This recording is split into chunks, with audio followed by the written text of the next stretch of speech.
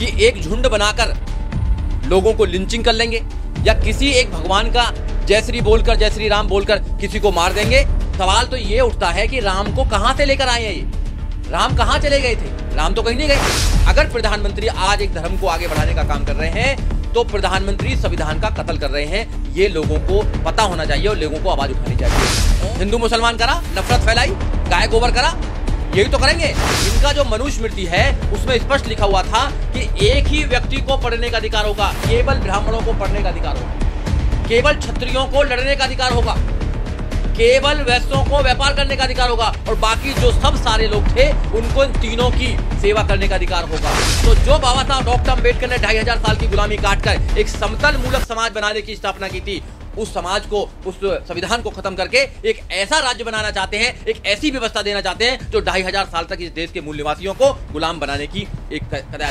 अब किसी राम राज में, हनुमान राज में, किसी और राज में नहीं आने वाले। भीम राज चल रहा है, संविधान राज चल रहा है, वैज्ञानिक राज चल रहा है। इस राज में सबको बराबर का अधिकार है, न कोई बड़ा है जाति के आधार पर, न कोई छोटा है। इंसान इंसान होता है, बुद्ध ने कहा है, सारे महापुरुषों ने कहा है। और जो ढोंगी हैं, जो केवल अंधविश्वास देश के अंदर फैलाने का काम करते हैं, उनकी जगह जेल के अंदर होगी। अब तो ढोंगियों का जय जयकार हो रही है। धर्म की चाशनी में देश के लोगों को डुबाना चाहते हैं, धर्म की अफीम में लोगों को डुबाना चाहते हैं और देश को एक नई दिशा में ले जाना चाहते हैं जो सरासर गलत है। देखिए, देश में संविधान राज चल रहा है और संविधान राज से ये लोग डरते हैं। जब संविधान राज देश के अंदर चलता है तो गरीबों से गरीब व्यक्ति को भी पढ़ने का अधिकार मिलता है, रोजगार करने का अधिकार मिलता है, देश की हर पोस्ट पर जाने का अधिकार मिलता है। ये उन अधिकारों को मारना चाहते हैं और ये कहना चाहते हैं कि राम राज चल रहा है। राम इस देश से कहीं नहीं गए। राम अयोध्या में ही थे पहले भी, आज भी अयोध्या में ही है। सवाल तो ये उठता है कि राम को कहां से लेकर आए हैं ये? राम कहां चले गए थे? राम तो कहीं नहीं गए। राम टेंट में थे। टेंट में थे तो सुप्रीम कोर्ट ने एक आदेश दिया। आदेश देने के बाद में वहां मंदिर बना। देश के प्रधानमंत्री को जब शपथ ली थी प्रधानमंत्री पद की, तो संविधान की शपथ ली थी और संविधान की शपथ लेकर यह कहा था कि मैं देश के लोगों के प्रति न्याय करूंगा, देश के संविधान के प्रति न्याय करूंगा। मैं किसी धर्म को प्रमोट नहीं करूंगा क्योंकि मैं सभी धर्मों को मानता हूं, सभी लोगों का प्रधानमंत्री हूं। अगर प्रधानमंत्री आज एक धर्म को आगे बढ़ाने का काम कर रहे हैं तो प्रधानमंत्री संविधान का कत्ल कर रहे हैं। ये लोगों को पता होना चाहिए और लोगों को आवाज उठानी चाहिए। और ये राम राज क्यों लेके आना चाहते हैं? क्योंकि जब राम का राज था तो इस देश में लोगों को पढ़ने का अधिकार नहीं था, लोगों को रोजगार करने का अधिकार नहीं था। इनका जो मनुस्मृति है उसमें स्पष्ट लिखा हुआ था कि एक ही व्यक्ति को पढ़ने का अधिकार होगा, केवल ब्राह्मणों को पढ़ने का अधिकार होगा, केवल क्षत्रियों को लड़ने का अधिकार होगा, केवल वैश्यों को व्यापार करने का अधिकार होगा और बाकी जो सब सारे लोग थे उनको इन तीनों की सेवा करने का अधिकार होगा। इसीलिए देश जो भारत था बार बार गुलाम हुआ। लोग बाहर से आते थे, चंद लोग, और भारत को गुलाम कर लेते थे। मगर जब से देश आजाद हुआ है, जब बाबा साहब डॉक्टर अम्बेडकर का संविधान देश में चला, तो बाबा साहब डॉक्टर अम्बेडकर ने सबके लिए रास्ते खोल दिए। बाबा साहब डॉक्टर अम्बेडकर ने कहा कि गरीब से गरीब व्यक्ति का बच्चा भी पढ़ सकता है। वो IAS, PCS, doctor, engineer, professor, जज, वकील, यहां तक कि देश का प्रधानमंत्री बन सकता है। क्योंकि प्रधानमंत्री क्या कहते हैं कि मैं तो चाय बेचता था, गरीब का बेटा हूं, तो प्रधानमंत्री बन सकता है। जब बाबा साहब डॉक्टर अम्बेडकर का संविधान बनाया तो बाबा साहब डॉक्टर अम्बेडकर ने कहा कि सब लड़ सकते हैं, सब फौज में जा सकते हैं, सब पुलिस में जा सकते हैं। जब बाबा साहब डॉक्टर अम्बेडकर का संविधान आया तो बाबा साहब डॉक्टर अम्बेडकर के संविधान ने कहा कि सब व्यापार कर सकते हैं और सब सबकी सेवा कर सकते हैं। तो जो बाबा साहब डॉक्टर अम्बेडकर ने 2500 साल की गुलामी काटकर एक समतल मूलक समाज बनाने की स्थापना की थी, उस समाज को, उस संविधान को खत्म करके एक ऐसा राज्य बनाना चाहते हैं, एक ऐसी व्यवस्था देना चाहते हैं जो 2500 साल तक इस देश के मूल निवासियों को गुलाम बनाने की एक कदायत कर रहे हैं लोग। तो अब जो लोग हैं जागरूक हो चुके हैं। अब किसी राम राज में, हनुमान राज में, किसी और राज में नहीं आने वाले।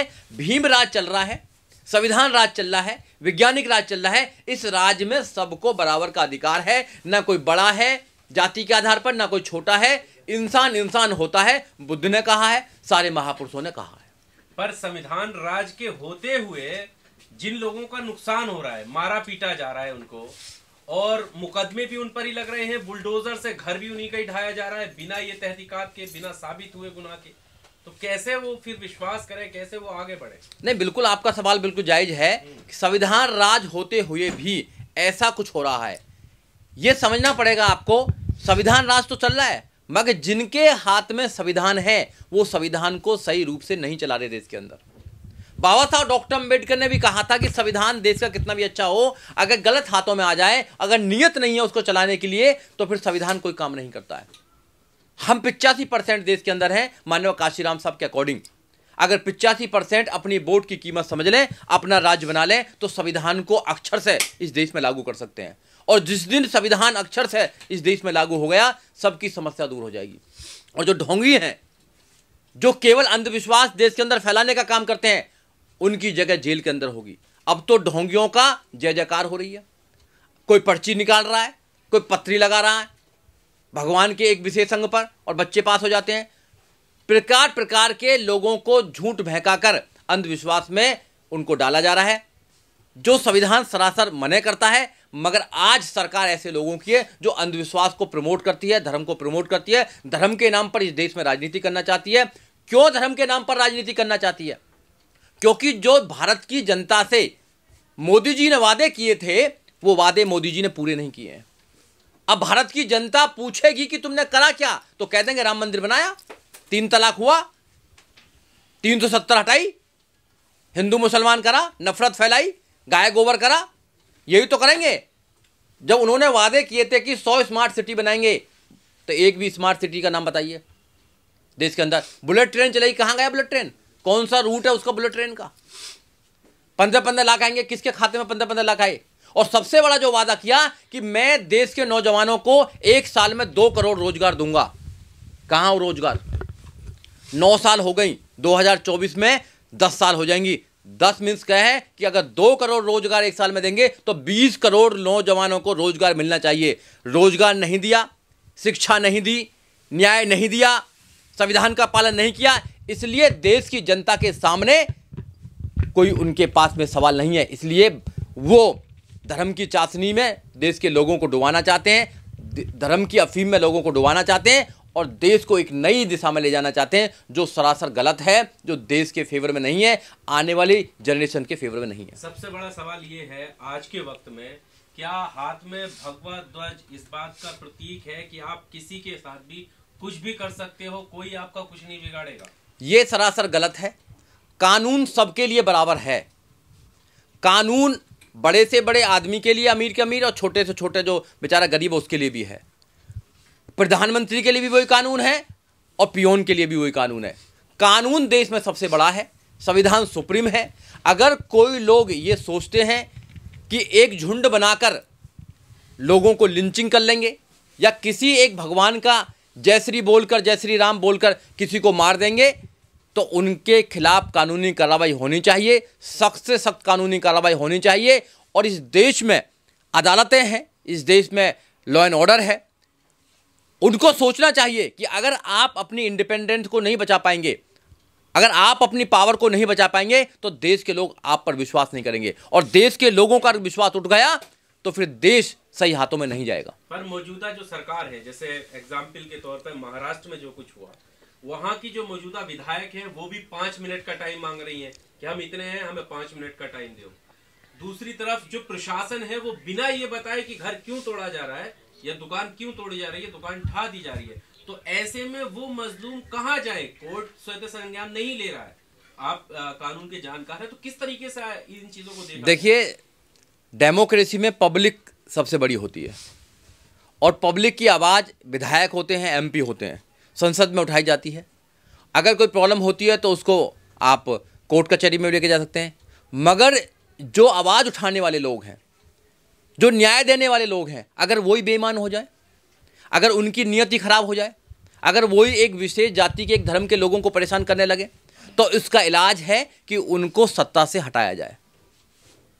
सत्ता से हटाकर ऐसे लोगों को सत्ता में काबिज किया जाए जो न्यायप्रिय लोग हैं, जो संविधान को मानते हैं, जो कानून को मानते हैं, जो उनको न्याय दे सकें। ये लड़ाई लंबी लड़ाई है, और ऐसा इस देश में इतिहास रहा है कि एक कौम को इस देश में 2500 साल तक गुलाम बनाए रखा, मगर उस कौम ने कभी हार नहीं मानी। और बाबा साहब डॉक्टर अम्बेडकर ने 26 नवंबर 1949 को इस देश को संविधान दिया और पूर्ण रूप से 26 जनवरी 1950 को देश में संविधान लागू हुआ, उनको आज़ाद करने का काम किया। आज वो अपनी आज़ादी से रह रहे हैं। मगर अफसोस की बात तो ये है कि कुछ चंद लोगों के पेट में दर्द हो रहा है उनकी आज़ादी को देखकर, उनकी पढ़ाई को देखकर, उनके अच्छे व्यवहार को देखकर, उनके अच्छे रहन सहन को देखकर। वो नहीं चाहते कि वो लोग इस देश में कुछ मुकाम हासिल करें। वो लोग फिर एक व्यवस्था को लाना चाहते हैं जिसको बोलते हैं मनुस्मृति की विचारधारा। अगर मनुस्मृति इस देश में आ गई तो मनुस्मृति को आप पढ़ लेना कि उसमें क्या क्या लोगों के लिए लिखा गया था, क्या क्या डिस्क्रिमिनेशन किया गया था। धन्य है कि हम उस जमाने में नहीं थे।